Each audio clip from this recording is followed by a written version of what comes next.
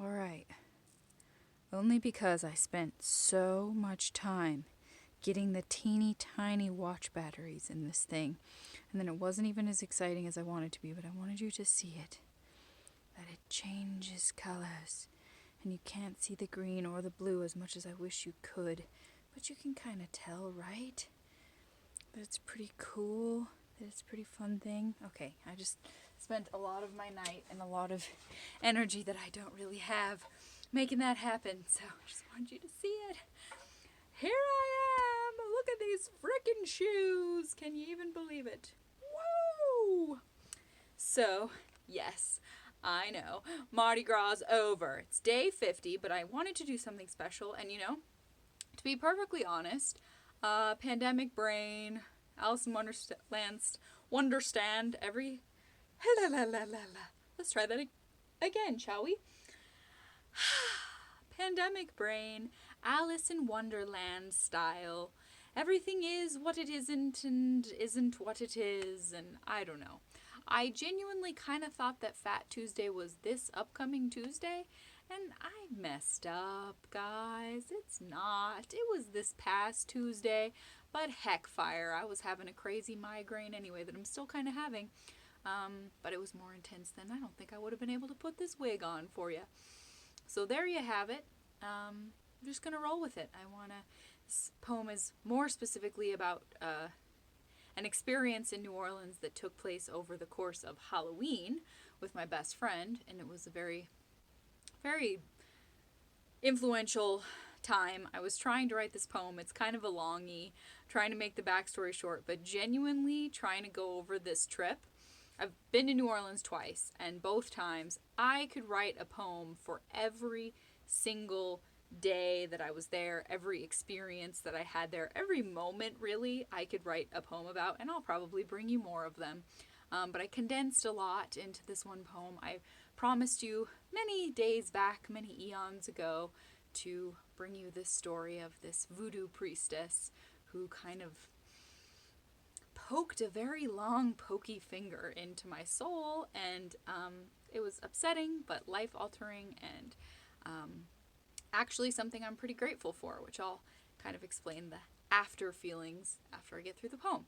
But little backstory, I wanted to showcase my little backdrop I made you. This wonderful Harlequin babe I've had here. She kind of looks like the Big Eyes artist, but it's not. Otherwise, I think it'd be worth a lot of money. But it's not Big Eyes. It's just kind of a rip-off. But I've had her since I was 2, 1. Love her. So meaningful to me. This super cool Harlequin clown kiddo, I got in LA from a weird thrift store that was very smoky and very spooky. This beautiful mask I was sent by my aunt, who got it at Mardi Gras. This Mardi Gras mask I've had since I was 5 or 6. I remember very specifically that I brought it to the Olive Garden, because I'm funny like that. This is like a cool bell jester hat. And then speaking of jesters,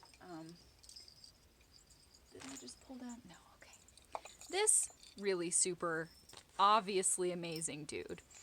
I gotta say that I'm really grateful he is still with me. We were in a really bad spot financially a while back. We've been there many times, unfortunately, but this was some dire straits. Like, shit was not looking good. We weren't really able to put food on the table. It was the first time in my life I had to go to the food bank, and it was hard. It was really hard and humbling, but also just kind of dreadful, to be quite honest. And we were selling a lot of really cool stuff that we had because we had to. And my mom, through her years of owning a boutique, has certainly had her fair share of really exceptionally cool stuff.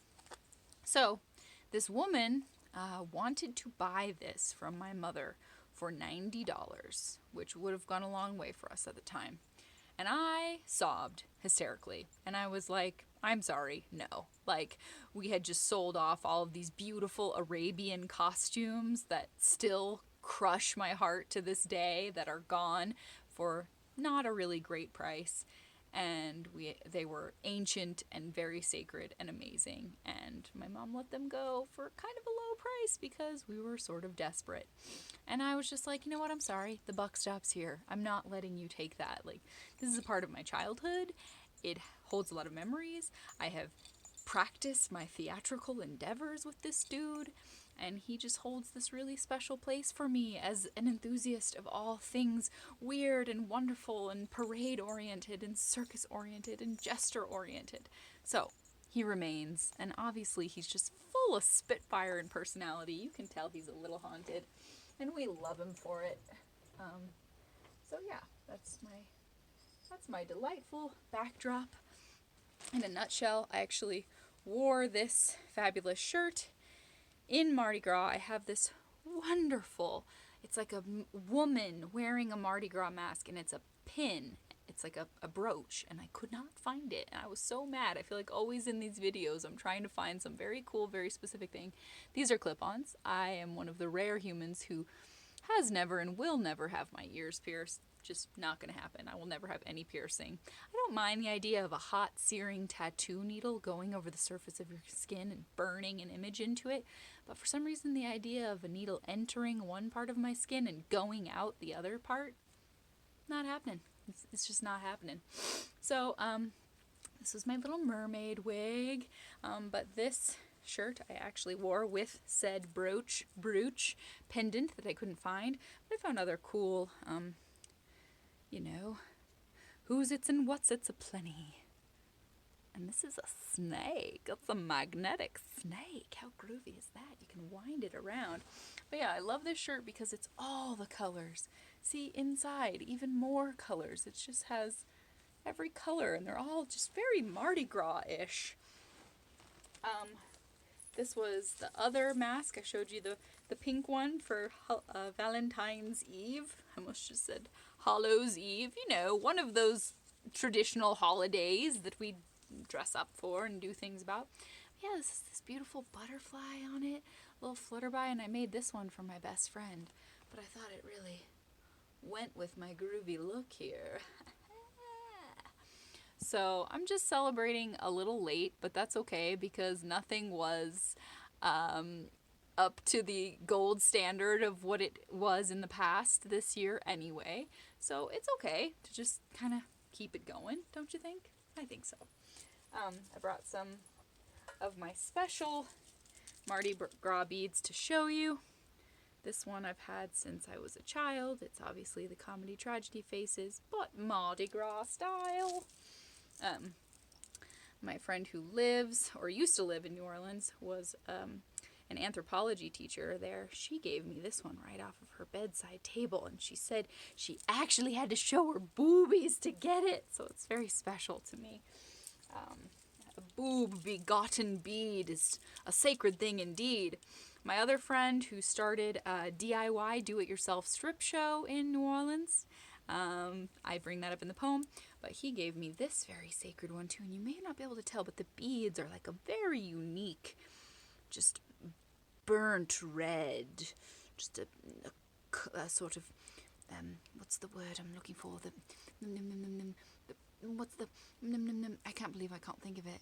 The ruby. It's a burnt ruby. A ruby that's been toasted ever so slightly on the grill.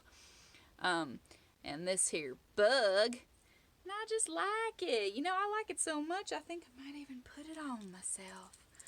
This here bug.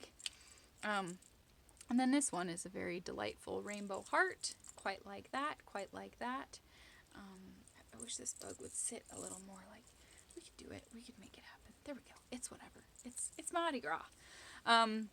So, yes, that's my show and tell for the most part. So, yeah, I just wanted to celebrate a little late. Better late than never, right? This is a whiz-banger, bang zoinker of my mother's from way back in the day. Got a clown on it, very authentic. And then, surprise! Ah! That one actually kind of hurt. I'm not even going to lie about it. That was dramatic. That was dangerous. All for the love of my art, people. It's all for you. I wanted to pop off that popper for you just to make it extra freaking special, you know? I just thought, you deserve it. It's day 50. I told you I was going to do something special. So I am. I'm doing something crazy. I'm wearing all kinds of gaudy, audacious colors.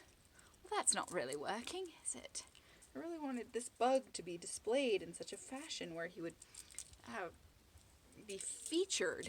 But he's not being featured. But you see him. He's wonderful. It's very special to me. To the person who gave this to me, I treasure it greatly. Vastly. I vastly treasure it. Maybe in my hair. There we go. There we go. Now it's featured. Now it's kind of like a head medallion. The best kind of medallion. But I hope you appreciate I brought some fun and funfetti for you. So the tale I'm going to get into is about this voodoo priestess. One of the most intense things that's ever happened to me in my life, and as you may be able to gather from many of my stories and tales and puppy dog tales, I've got a lot of them. I've got a lot of crazy stories. And this one kind of took the cake for blowing my mind, and my mind's a little hard to blow. But I'm ching. Except when you get a few drinks in me. I can't drink. I'm allergic to alcohol. That was part of why I think my best friend and I had such gas in NOLAs. Like, we can't drink. And so we got to find all the other magical bits that don't involve drinking. Little bit of a disclaimer, addressing touchy subject material. Like, I kind of brought this up a little bit in the past, but I do touch on the fact that I stayed at the plantation that my 5 times great-grandfather, Henry Howard, designed. He was the architect, not the builder, not the person who lived there. And I know it's a really touchy and intense topic right now, and I just want to address it because I did so briefly, but honestly, I am following the Bachelor franchise drama that's happening very closely right now, and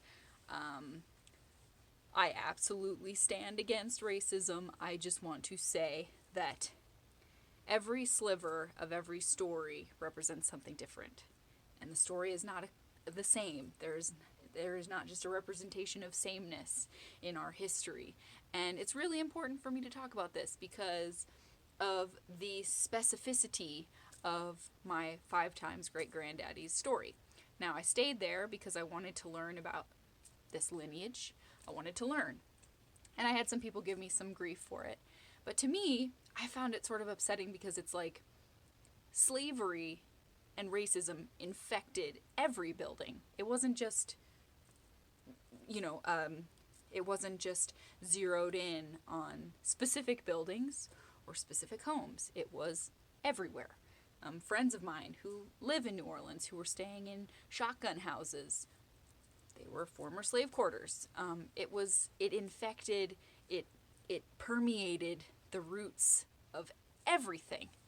And I honestly don't regret doing those tours or staying there because I learned so much. And when I went on like the Garden District tours and saw other homes that Henry Howard had designed, and when I brought up his name, there was this pride on the people's faces, and they couldn't wait to talk to me more about him because Henry Howard almost lost everything he had because later in his life, yes, it took him a while, forgive the guy, things were pretty shitty around him, and there was definitely a certain societal norm, but he decided later in his life to be fiercely anti-slavery, to fight for abolition, and he lost almost everything he had. He had his colleagues and his peers turn on him, and things got really shitty for him, and he sort of risked it all to stand on the right side of history and realized, like, these are people, and this is wrong. And so I was really proud of that, and I don't know, this was 5 years ago, and I'm not saying that means anything. Obviously, having antebellum parties where ladies wear these old Southern outfits, I think is disrespectful. But going there and learning this, and I also went to the Laura plantation, which I was very surprised to learn about the things that went on there, because yes, I know that this was not the typical story across the board, but the Laura plantation in particular had some really remarkable stories about reuniting families, and they were carrying on this bloodline by, they sort of were some of the first to break the mold and marry their slaves, educate their slaves. And yes, it's all horrible. Everything about the concept of slavery is horrible, but there are so many stories within the story, and I don't regret diving into that and learning about it, because it was like, it wasn't just those places. It was the schools and the banks, and everywhere had been tainted. And it's just part of the existence of that place, and you can feel it. You can feel the energy of it. But I just kind of had to address that, because yes, I have felt some weird pangs of guilt for spending the night there or what have you. And yes, I know that the person that he built this place for didn't necessarily err on the correct side of history. He was your typical white dude, kind of doing what typical white dudes did at the time, the guy who owned it and lived there. But Henry Howard was a pretty great guy, and I'm proud that is part of my story, and obviously I would own up to it. I would include it if it was the opposite, if it was horrific information that I learned about my family and my lineage, but it was actually kind of inspiring. So I don't know, that's hard to talk about, but I just feel like part of what's happening right now, I think, is a lack of education, and educating yourself is really important, and reading what the hell actually happened, and diving deeper and facing those uncomfortable things. So anyway, I wanted to say that, because I am happy that legacy existed, that he put up that boundary and refused to take place in the societal norm he had gone along with for most of his life, and changed his tune and actually did a little good in the world. So anyway, hopefully you can understand that I do see all of the evil, good, Venn diagram, stuff in the middle. That's pretty much everything in life. You can find those. I think it's important to talk about all of it, all the circles and how they connect. So anyway, I digress. I'm going on a whole other tangent, but I really felt that was important to address. That's what happened. That's why I stayed there. I wanted to know more about the person who led to my existing. He's also the guy who literally designed the wrought iron fences that everyone associates with New Orleans. The swirly, twisted, bent iron gates and fences. And that was him. And I just feel like, wow, that's kind of a big deal. So I wanted to honor that. And thank you for hearing me out. It's just important to me. I too want to be on the right side of history and make my stance clear that using and abusing people in that way is as disgusting of a smudge on history as you can have, much like our treatment of Native American people. It's disturbing. It's horrible. Yeah, but I feel some sense of warmth in my heart that he took a huge risk and basically had a lot of really powerful people completely turn their backs on him, because he wasn't willing to stand for it anymore. So anyway, I thought that was cool. I wanted to discuss it, talk amongst yourselves. Thank you for letting me say that. But this is about another piece of it. As I said, I kind of gloss over several other things that took place on this trip, and I truly could write a huge... This is an epic poem. I had to print it on paper. There was no way it would take 50 whiteboards and 50 chalkboards down here for me able to write it out, for me to read it off screen. Had to print it. Forgive me. But yeah, I could truly write an epic piece of poetry for every segment of experience that I had there, the 2 times that I was there. First time with my best friend, second time I was all alone. She was supposed to come with me, and then her dog was dying, and it was horrible and tragic, and she couldn't come at the last minute for my friend's wedding. And man, there'll be some poems in the future about that experience as well. So, heavy subject matter. Thank you. Needed to say it. Appreciate you. Now we're going to get into the art. Day 50. Isn't that nifty? I think so. Wow, let's dive into it. It's kind of a long one. We're going to get through it. I'm proud of this one, though. It was quite the experience. So, I call this one, and this is a saying that people say in New Orleans all the time. They tell you this, and it's very true. It can go both ways, though. It is a city that is alive. It can provide. It can also challenge you. And I've had friends have extreme challenges there as well. But the saying is NOLA provides. So I titled my poem, NOLA Provides, and it's quite a ride. Never had I been to a land where the earth actually spoke, where sorrow and hope leaned on one another to cope, where some of the poorest folks I'd ever seen beamed with the richest energies, where every eye I met told a dozen stories, where suffering and glory danced together under mossy trees, and rhythms rattled your knees even on quiet days. The breeze seemed to call you to celebrate. It isn't just a place, it's a state of mind, and a way to find what's been misplaced or hiding within your humanity.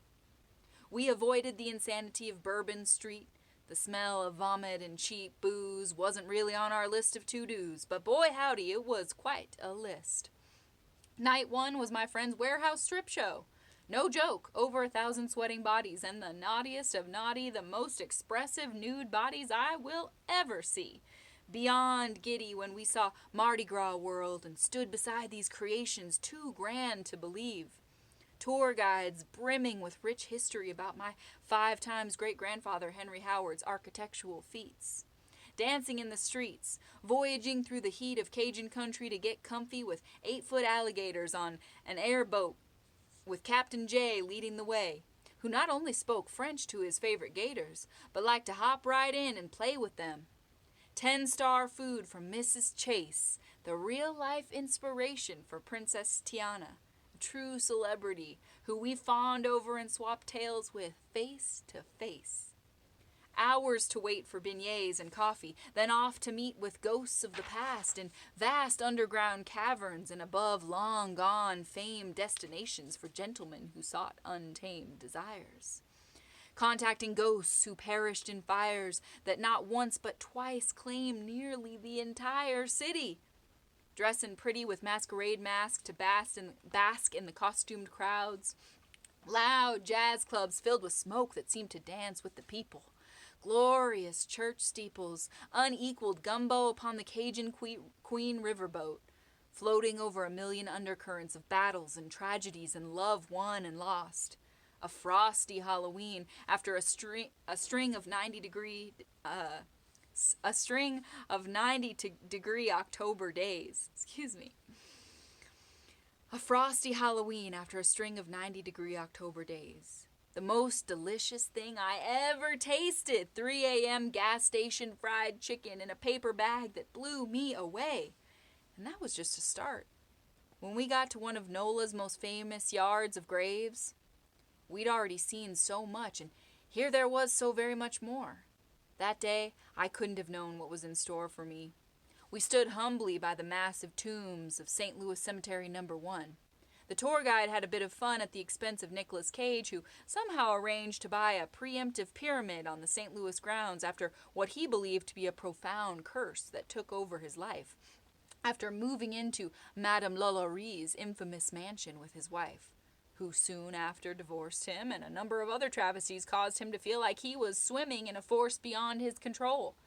And before this curse could take an even deeper toll, he was told by a voodoo advisor to sell the mansion immediately and erect a giant pyramid with a very specific engraving for all to see, and only then would he be free.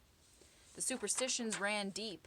That's why we completely freaked when the tour guide told us it was believed you had to exit the cemetery backwards in order to avoid getting grief from negative or clingy spirits and to avoid bad luck, to clear it. Later, we both described feeling under a spell when we exited normally, and somehow the warning just fell from our minds. We believed it, we took heed of it, but somehow it just slipped from our consciousness. I instantly wish we could have a redo. We flew into a panic. And fret.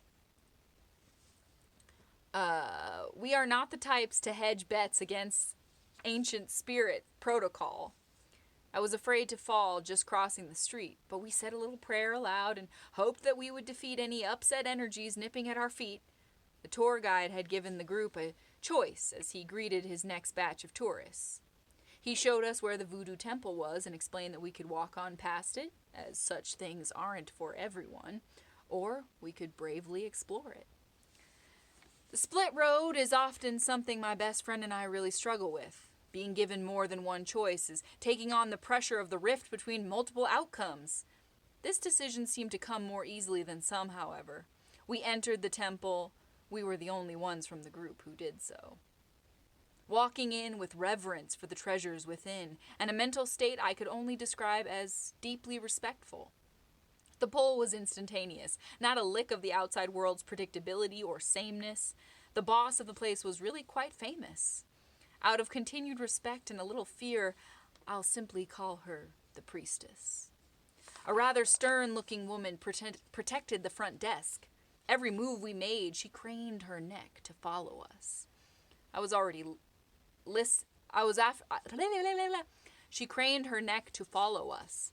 I was already lusting after so many sacred-looking objects, powders, talismans, potent tools, and summoning catalysts. I was careful to read every list of risks, every backstory, every plaque, warning, and instruction. I went in with a lot of intention to only allow myself to purchase the things that really suctioned my whole field of focus in. Never the types to back away from delving deeper, we engaged with the watcher woman behind the desk, and she barely cracked a grin. I softened her a bit with my knowledge of ceremonial procedures.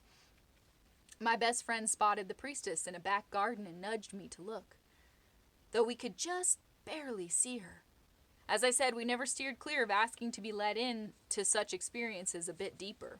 We had previously asked the man in charge of my 5 times great-granddaddy's architectural marvel if we could possibly have all the keys to all the rooms before the other guests' arrivals.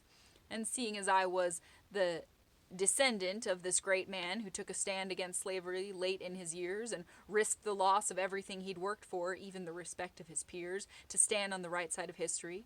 And oh, the luck of being handed those keys and the great mysteries we uncovered.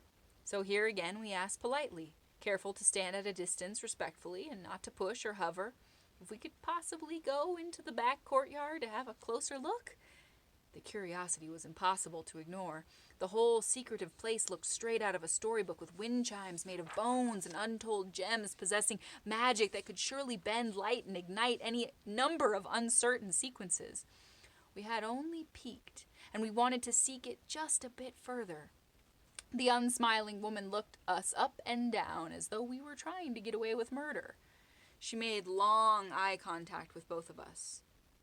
"Well," she mustered, "the priestess is preparing for a seminar that's just about to start." She pressed deeper, looking into our very hearts. "Let me go ask if you can go on back." She returned after what felt like ages, while I opened a very old book on voodoo priests and priestesses of the past, and whiffed the intoxicating scent of its worn pages. "You may explore the courtyard until the seminar begins," she told us, still not giving up one grin. We went quickly so as not to give her any time to change her mind. We were in. Again, I must add to the story that my heart was open with gratitude to be there and deepest respect. That's why I was so stunned by what happened next. The women waiting to learn the info beyond the plaques and books from the priestess, who had surely paid a hefty fee to do so, were all very rotund white women, all wearing khaki and sweating rather profusely, fanning themselves in the humid heat. They panted while waiting impatiently, shifting their flip-flopped feet. Quite suddenly, there was a vortex around me. I heard the priestess bellow at me gutturally. "You there!" her voice rumbled. "You! Girl!" I looked around. Yes, she was definitely talking to me. I gestured to myself, already very caught off guard, while simply taking in the wealth of beauty around, the holy objects and bells ringing in the trees. And somehow this very powerful woman was confounded by the very presence of me. She responded to my nonverbal confusion instantly. "Yes, you. What are you thinking about over there, girl?" This was serious. I swear to you, even though the entire experience was a bit delirious, this truly happened, and I would swear upon anything that it was real. I could feel the vortex of energy around me, buzzing and quaking. My whole being was shaking, and without taking one single step, I was on the opposite end of a large yard, mind you. With a blink or two, I was an inch from the force of this mighty being. And I tell you, I did not so much as move a muscle before I was seeing my reflection in her questioning eyes. I swear to you, I flied or floated, but I tell you, I did not walk to her. And within 1 second, my confidence eroded and I was helpless in front of her. She wasted no time making an even greater stir in my very soul. I could not even hold myself together. There was an invisible tether between she and I, and everyone else present seemed to hide behind some veil she constructed. I promise you, she didn't speak to me. She erupted. I said, "What in the world are you thinking about there, girl?" She unfurled her power. I could see it spilling out of her, and I was terrified. I wanted her to see how much I respected her, but she was too busy dissecting my whole world. "Girl," she snapped, "do you hear me?" Yes, I stuttered. Yes, I'm sorry. I'm just trying to think of what to say." "Don't think," she insisted. "Just answer the question." "Well, ma'am," I stammered, my hands shaking noticeably, "I suppose I'm often thinking of many layers at once." "Yes, girl, I know." She laughed, but not with levity. More like laughing at a dunce. I know. I can feel all your layers, as you call them. I'm exhausted entirely just sorting through those layers even for a moment. How you get so heavy, girl? How you get so much on that mind? How'd you come by all these dang layers? I'm 72 years old, girl, and I never felt so many layers in my life. How do you deal with these? How you quiet that mind, girl? How? She was emphatic now. She needed answers from me I didn't know how to give. Well, ma'am. My whole voice was lost in a tornado. I was alone. I was on stage with tomatoes being thrown at me and simultaneously being asked to finish out the act. I wanted to retract, but I knew that wasn't an option. I spoke without feeling my mouth move. I had so much to prove and didn't think I could actually break through this wall of judgment and criticism. My vision blurred and I blurted, "I go to the river?" My words quivering. "What's that, girl?" She asked with annoyance. "Speak up." I have never had someone tell me to be louder. But in her gaze, my power was a toothpick next to a mighty tower. I sit by the river, ma'am," I tried to speak confidently. "I try to listen to the river by my home, to give some of the layers up to the water." I hoped that she would see I was a daughter of nature, a magic woman myself. If my whole being was on a shelf, each piece would have been taking a tumble to the ground below.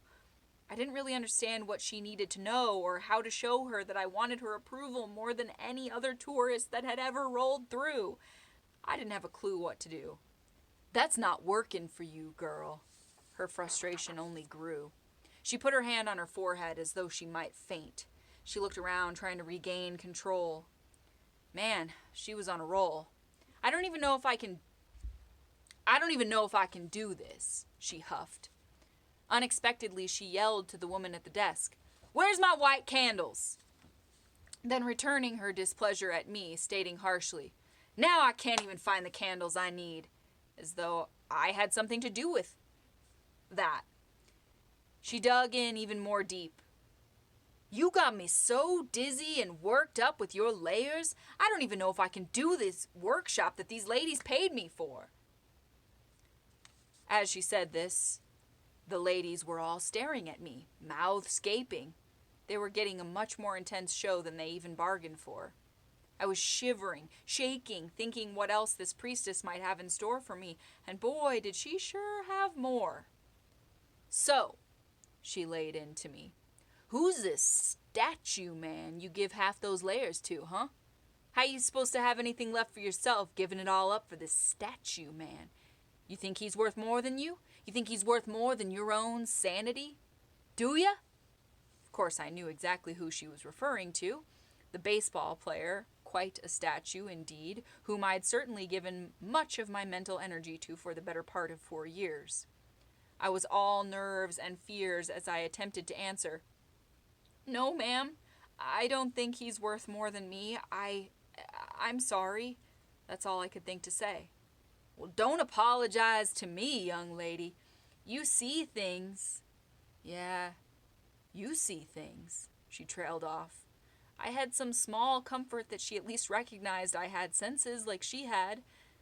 But she wasn't through getting mad at me. She started up again and came at me swinging. "You keep bringing on more and more layers, girl. You're going to end up with hypothyroidism and your eyeballs are going to pop out of your head. Is that what you want? You better control it, honey. You don't want to see what can happen if you don't get a grip on some of them layers." "I'll try," I said without even knowing what I was saying. "You'll try?" She laughed again, but it was more like scoffing.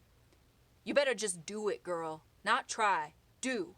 My goodness. How's a little body like that walking around with all them layers?" Then she really came with the knockout punch, as the peanut gallery of women began to munch snacks like I was their entertainment. The priestess took direct aim at my heart, her full eye contact blazing my way. I felt actual physical pain as she began to say, "Girl, you better learn to control them never-ending layers. Maybe if you do, you grow some boobs, and the boys would like you. What do you think about that? Wouldn't that be nice if you could grow some boobs and the boys finally liked you?" She just had to drive that spike in twice. I was stunned. Anything I could say would feel like a blunder. My thoughts were thundering in my skull, but none of them felt right to say. I literally began to sway back and forth with the shock of it. My knees were locked. I couldn't breathe. "Ma'am," I fumbled, "I am humbled to receive this tough love from you, but I am 30 years old, and I'm fairly certain that although I may have lots of work to do, my boobs are done growing." The motion of reality was slowing, and I seemed to be stuck in this painful public analysis. "Well, you better get to work anyway, honey," she stated matter-of-factly. She had my anxieties stacked so high I wouldn't have been able to even drive at that point. I thanked her awkwardly, tears quite literally pouring from my eyes. I turned to go and felt drunk from her soul punches, when very much to my surprise I found myself in a strange back room. Again, I had no awareness that I was going somewhere hidden. She had given me such a jostling talking to. I thought I was going through the way I had come out. It was a room full of the most intense objects you could imagine when you picture the depths of voodoo. And before I knew I was in the wrong place, there she was, right back in my small personal space. "Where do you think you're going, darling? That's my special room. You gotta pay me $35 to go back there." I slowly turned to face her, crying more than I can recall crying in recent memory. My vulnerability was so raw I could only hope she didn't attack it as another flaw. As I turned, I had my hands up like a bank robber coming out to face the police. It was a white flag gesture, a plea for peace. "Ma'am, I have to be honest." I presented my utter surrender. "I must admit you have got me a bit flummoxed. I didn't mean to come in here. You must believe me that weeping as I am, I just wanted to get out of sight. I appreciate you trying to help me. I do. I appreciate you trying to show me something that's hurting me. Honestly. But you've said some things that have me quite unprepared and frankly a little scared. I respect you. I'm sorry. I didn't mean to come into your secret room. I'm just a bit dizzy from that experience. Please understand, I would never cross a boundary like that on purpose. Her face softened ever so slightly, and I thought just maybe she'd go easy on me. No such luck. She quipped back curtly. Okay, honey. Well, if you sort through some of those layers of yours, maybe you won't be so confused and you'll know where you're going. It's an important thing to know in life, where you're going. You work on that, darling. You've got to. You need to go that way. She pointed to the proper door back into the main shop. That was it. Just a finger point to the door. No sentiment, no gentle goodbye to ease the blows. The woman at the desk looked at us with little feeling and went back to her book. I didn't know what to do or where to go. I wept like a child, tears streaming wildly down my face. I was in a wasteland of panic and grief. I'm naturally a person who's always self-critical, but from that kind of humiliation, I could find no relief. I was shaking. There was so much at stake in the things she told me and the way she chose to hold me up like an example in front of those gawking women. I was just brimming with self-doubt and embarrassment. I was bent over with the weight of it. I asked my best friend in true turmoil, Cody, what do I do? Please tell me what to do. I'm so scared of my thoughts right now. Do I buy the things I picked out? Do I give up on magic? Do I give up on everything? Do I give up on myself? Do I just walk out of here and try to forget? Do I let those words in or do I block them out? Please help me. I trusted whatever she was about to say because she is more grounded than me in just about every way. She's wise in ways she never flaunts or holds over others. She suffers greatly but never draws attention to it. She has excellent retention of information and an ability to analyze beyond just what meets the eye. She took a breath and gave me the greatest advice. Look, she stated confidently, you know that I'm not one to just believe in the paranormal easily or just immediately take someone at their first few words. That was, absurd. Crazy, really. You deserve to cry about it. That's justified. I'd be crying. I don't just believe someone has powers just because they say they have them. So you know it's a big deal that I say, I think that woman is the real deal. I do. But I also think that she's been doing this so long, reading people and digging around in their sins and confessions and desires and inner fires, that she just doesn't really know how to deliver her thoughts gently anymore. I mean, she's been all up in people's thoughts and inner thoughts for so many decades that it's just kind of hardened her. She doesn't do kind advice. She's kind of bitchy. I mean, she's powerful, and I'm scared, actually, that she's listening to us even right now. But, dude, that was bitchy. She didn't have to carve you up like that in front of all those ladies. I almost feel like she was using you to put on a show for her paying tourists, so they'd be like, whoa, this lady is stone cold. She must be the real deal. Either way, I think you should do one of two things. First choice, decide to take all the good out of what she just laid on you. I know it's hard to find, but she was almost like a baseball coach who was super mean to the player they believe in the most. Like, choose to see that she saw ability in you and that she saw that you're clouding that ability. Like, accept that however mean it came across, and it was mean, she was trying to help you. And buy the things that spoke to you and use them with confidence and make a genuine effort to chisel those layers away. 'Cause you know they exist. She didn't have to hit you on the nose with them like a bad puppy, but I think you know they exist. And she saw them. Or, second option, just drop it all. Brush the whole thing off. Turn on your heels and walk out of here, not carrying any of it, and just release it back to her. So, take the critique without letting the heaviness of it seep in, use it to grow, or just fucking blow it off, dude. That's what I would do. One of those two things. I know it's hard, but you can do it. I knew she was right. There was only two real possible paths. The decision was surprisingly easy. I decided not to see it as wrath, but rather use the coaching analogy to keep it all from rattling me. The inner battle faded. I wiped my tears and was elated that my best friend led me to a clear solution through a chaos I could have allowed to cause soul pollution. But I insisted instead to just take what she handed me in tow and keep on moving. I purchased my sacred powders, expanding dream beads, bad energy clearing Vesta powder, and ground up magical flowers. And for the very first time, as though she approved of the door of action that I took, the woman at the desk looked up from her book and actually smiled at me. I felt free from the burden which had me frozen mere moments before. The very air around me felt restored and empowering and pure. I can tell you for sure that those items I bought really work. And I will admit the priestess's words had me a bit berserk for a stretch. I'd catch myself crying about it out of nowhere, and I can still feel her intense stare. But I've found a way to turn those hard-to-hear words into those of a mentor who actually did care.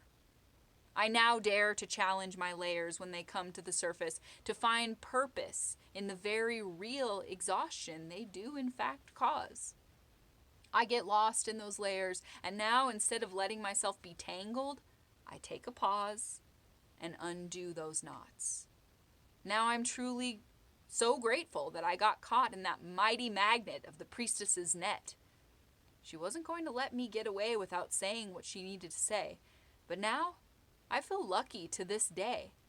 I've learned to maneuver them, let go of some, and even make the wild, unruly layers a bit more tame. Though I regret to say, my boobs are just exactly the same. So that's my long and wondrous tale of the priestess. And what an intense thing it was. And I just also want to point out, just for respect's sake, I know that there's like a lot of anger on the internet, or just a lot of anger in general for people mocking or doing voices of other cultures or other races. But I hope you understand, like, for me, that's important, like, to do justice to how she actually sounded as a storyteller. That's not, it's storytelling, it's respect, it's literally what her voice sounded like. And I just don't think I would be a very good storyteller if I didn't attempt all the voices. But I know that we're in kind of an interesting and necessary phase of kind of laying everything out on the table and being like, how do we treat each other? How does entertainment represent people? What are we doing? Are you poking fun? Are you making light? Are you respectful? So I just really want to point out that obviously I have a profound respect for this woman. She rattled me to my core, unlike maybe anyone ever has before or since.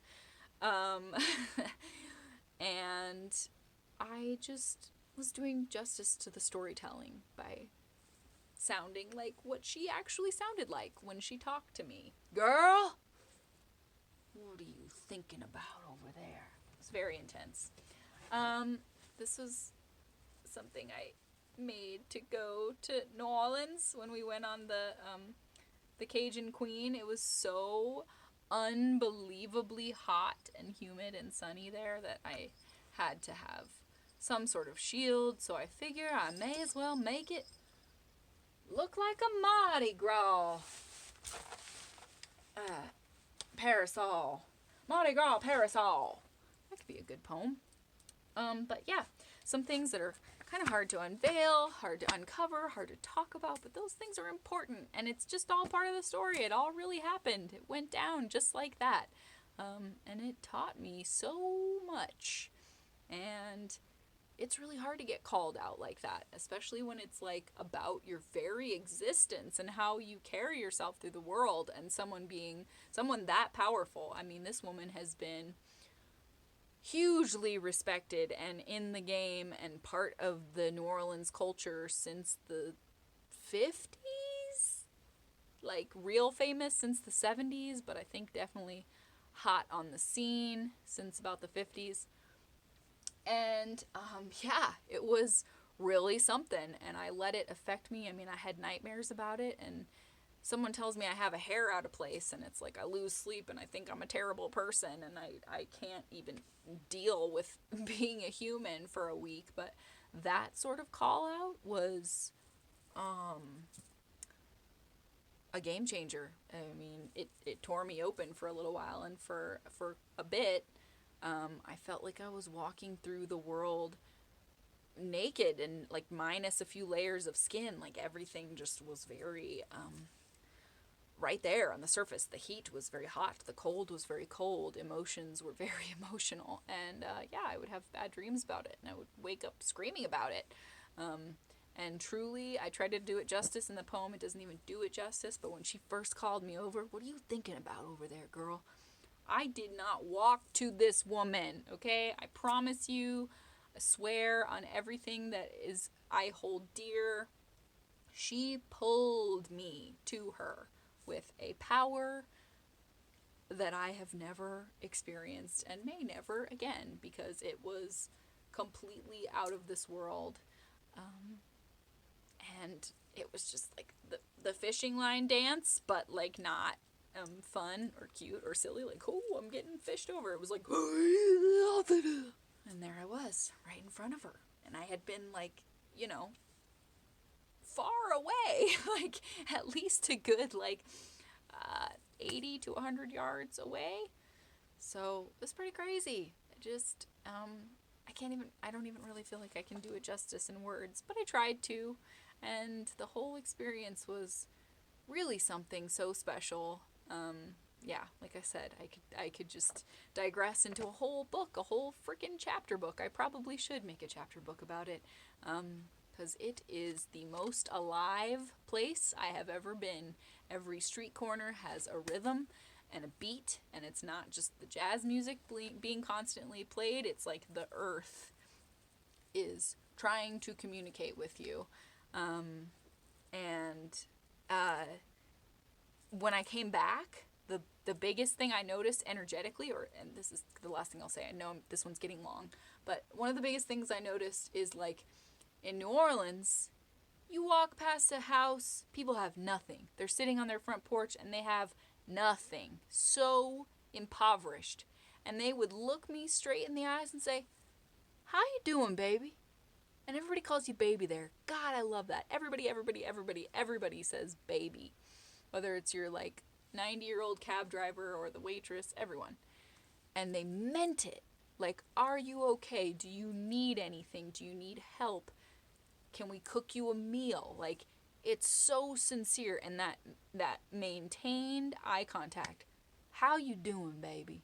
And they wait for you to answer. Here in my hometown, which has been taken over by Whole Foods hotties and Lululemon hotties, hate to say, sorry, it's very real. It's happened. It's happening. Here, people say, "How you doing?" And they're already gone. "Hey, how's it going?" Gone. They don't even wait. They don't even care. They don't want to know how you're doing. They don't maintain eye contact. They don't wait for you to answer.